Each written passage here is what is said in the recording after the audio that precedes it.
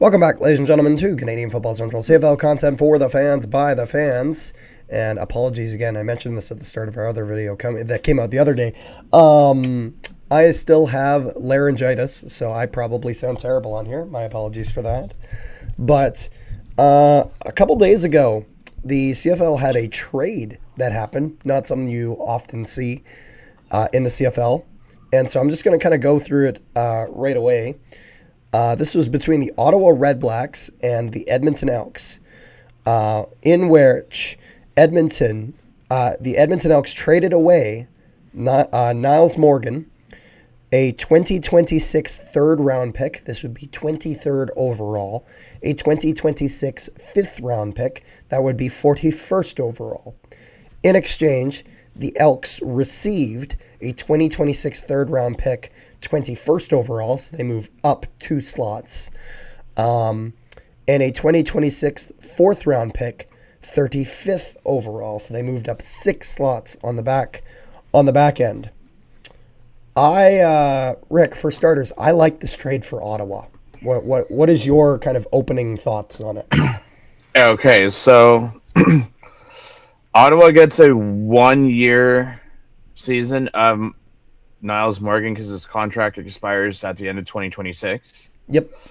But also the reason why this happens is because you have players like Brock Morgensen and Joel DeBlanco both stepping up this year, which kind of, you don't need to be paying a lot of money for Nyles Morgan.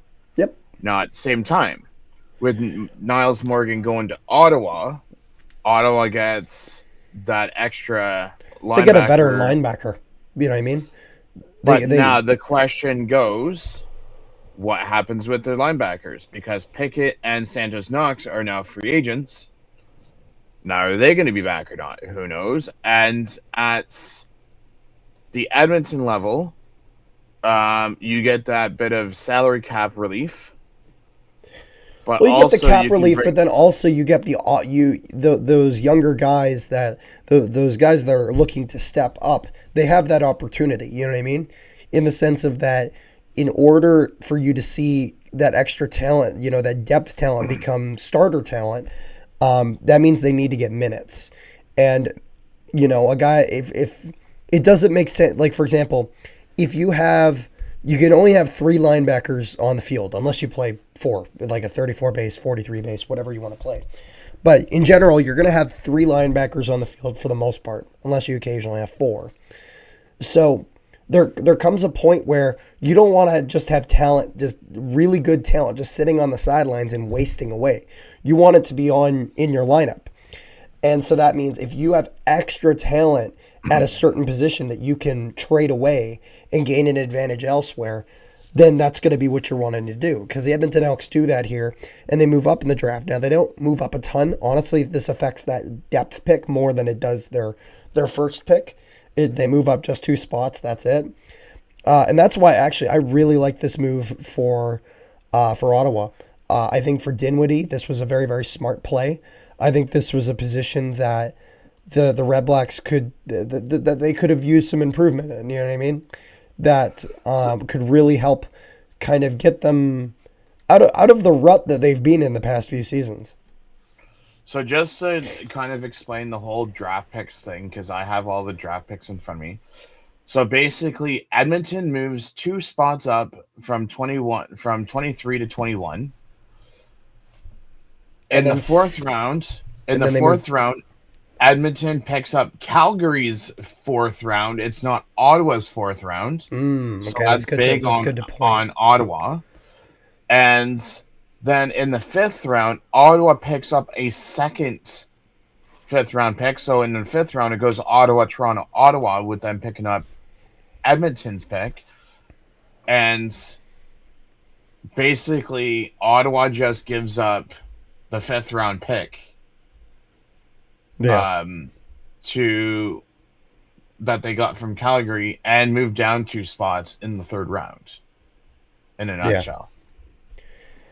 Yeah, no, I think, but this is, you know what I mean? Like like if we take a look at the Red Black side of this, the Red Blacks have been in a Mm-hmm. hole for a while. It's been a few years. It's been a Yes. good few years since they've made the playoffs and done anything of note in it. You know what I mean? And so they bring in Dinwiddie. They try to have a guy that has a very good resume as a head coach, which he does, and they offer him that GM job as well to really entice him, to really bring him in. This was what allowed him to sign there and leave Toronto mid contract, which is not something you usually see. And so it was important for him to be bold and to make some big moves here, as Ottawa needed those big moves in order to kind of get where they needed to be. So if I'm looking here at the Red Blacks now, this really, I think this really helps kind of their linebacker depth. I'm a fan of Nyles Morgan. Like even if we just take a look at his stats the past few years, he has seven. He has seven career sacks, with 2023 being his breakout year. 107 defensive tackles in 15 games, 4 sacks and interception that year. This past year, only 11 games played, 52 defensive tackles, 1 special teams tackle, no sacks. So if you're Ottawa, you're going to try to get that full 18 games out of him, which Edmonton only did in 2024. They got 18 games out of him, 111 defensive tackles, 1 special teams tackle, 2 sacks, and a forced fumble. And so I think that he has I think that this guy does very, very well in terms of stopping that run game. I think that would be very, very useful for the Red Blacks, as that was a bit of a weakness at times. And it makes sense, you know. And again, it's like Edmonton will be fine here, as much as obviously they're losing a talented linebacker. You have guys like Dublanco and whatnot that can move up into that lineup. Dublanco, of course, being a Canadian as well, so that helps your ratio as well, as Niles Morgan is American. And then they still have Anderson at that will side linebacker. So I think the Edmonton Elks will be just fine here. I think that they'll be able to make some moves. They get a bit of cap relief as well, as you mentioned, which if the Edmonton Elks are gearing up to spend any type of money like everybody else in this league has been spending this year, you know that there are some big contracts on the way. The only question is going to be who those big contracts are going to. I think personally an offensive line would be very helpful for them. Not. But I like this I for was Ottawa going to as well. say, not only that, but I'm curious to see the other unknown factor is who's going to be on Dinwiddie's coaching staff. Yeah, we don't know that yet. Because, I mean, the only thing that we do know is that Ryan Dinwiddie is going to be GM, head coach, and offense coordinator, and William Fields is going to be back. Yeah. Other than that, we don't know who their coaches are, and that could be another big thing of if Ottawa is going to be improving this year or not. May take them a little bit of time, but they're certainly trying to put the pieces together to get something going. So I'm curious to see how immediate that Dinwiddie effect is. Like, you know, is this something that we're going to notice right into that first game, or is it really going to take a bit of time for him to get his footing? I don't know. Let's put it this way. I know Drew Brown is no Levi Mitchell, but I'm curious to see if Ottawa has one of those years where it's like how Hamilton was last year, where we finished 4th and we were first in the division. If it's one of those things where Ottawa was 3rd in the East, do they come around and fight Hamilton? Do we really see them shoot up? Yeah, who knows? Like, I think, you know, what's also interesting is, do you want to know someone who has spoken, like one of the, if we're talking CFL players who's spoken that, like one of them, like who's spoken incredibly high of Drew Brown? Do you know which player I'm referring to, Rick, or no? Who's that?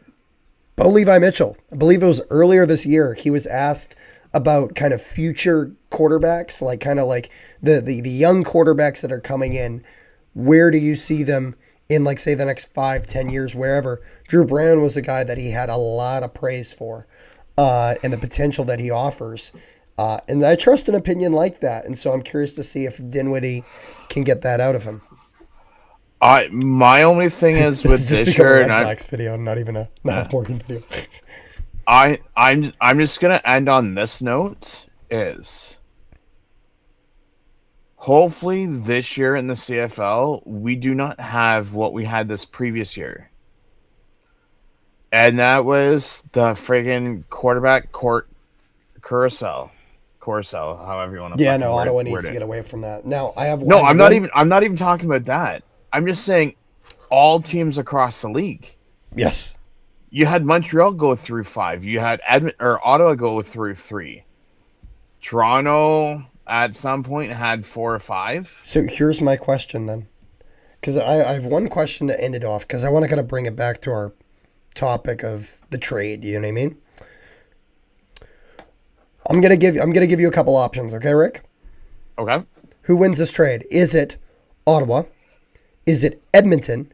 Is it both teams? Or is it neither? Okay. I'm gonna go out on a limb, and I'm gonna throw out another option out there. I am gonna say I want to wait and see for the draft.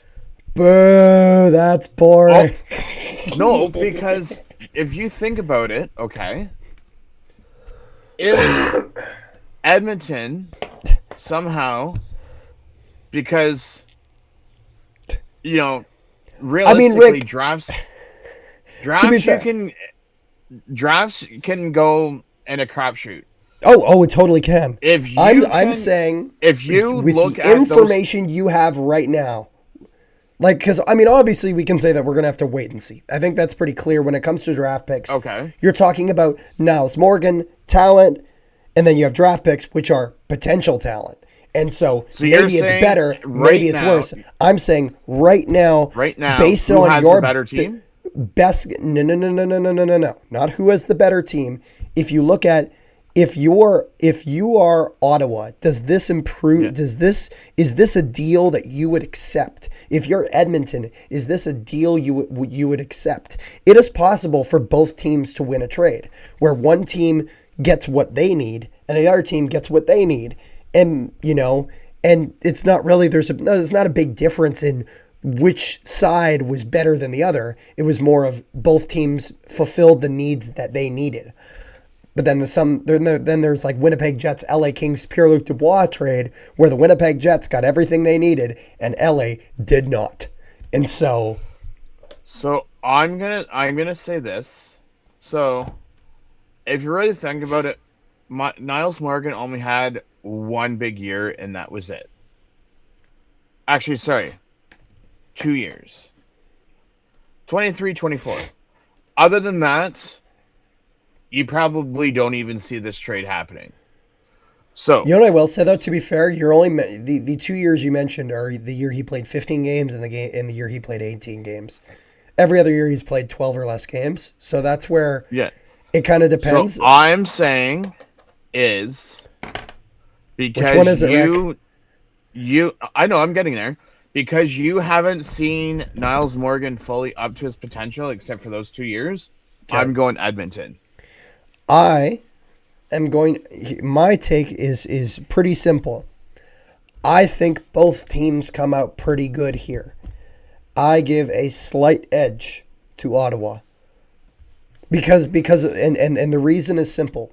It's because you're getting an established player where you kind of there's potential to get more. But you also know exactly what he delivers compared to just pure potential. If there was a prospect in there, it would have made things at least a little bit different because now we at least have a name. Whereas a draft pick, it could be basically anybody in that point of the draft. Does that mean that this is how it will end up? No, Edmonton might end up great. They might get the best players in the world, and now Ottawa looks stupid for making this deal. But we don't know yet. With the information I have, I give the slight edge to the Ottawa Redblacks here, as I like kind of what Dinwiddie's doing for Ottawa, and I'm curious to see where we move forward. So, just to give more of a response to my answer is, with Nyles Morgan, he's 29. You don't know what you're going to get from him. You also have Joel DeBlanco, who is 2 years younger than him, who did well this year. And well, this is actually why, Rick, even though I'm saying that I think Ottawa maybe slightly wins, I prefaced it with that both teams do pretty good here. I think both teams win because this is where, as much as I think that gaining Nyles Morgan is great for Ottawa, this also works well for Edmonton because DeBlanco can go into the lineup like you're mentioning. But what I was going to say is not only do you have DeBlanco, who's 2 years younger than him, and Brock Morgensen, but with that, you still have Nick Anderson. This is true. Nick Anderson didn't play a full year. And I don't know what they're going to use that moving up in the draft. Maybe they see someone, because you got to remember, just because you have that pick now doesn't mean that you can't, package that pick and another pick and move up in the draft and get someone else. Potentially. And then if that happens, that could potentially be a difference breaker because now that part was part of the trade. And that could be a key part to their future. That's why I'm saying I want to see what happens at the draft because a lot of things could happen down the road that could give Edmonton the better hand in this. Same thing with Ottawa. And the Ottawa side, they could end up with more better prospects down the road. Who knows what their prospects might get them. So that's why I want to see. Because there's draft picks involved, who wins this draft? What I actually want to see is going down in the summertime before the season. I want to come back and look at this trade, and see what each side got for me, and see if it was worth it or not.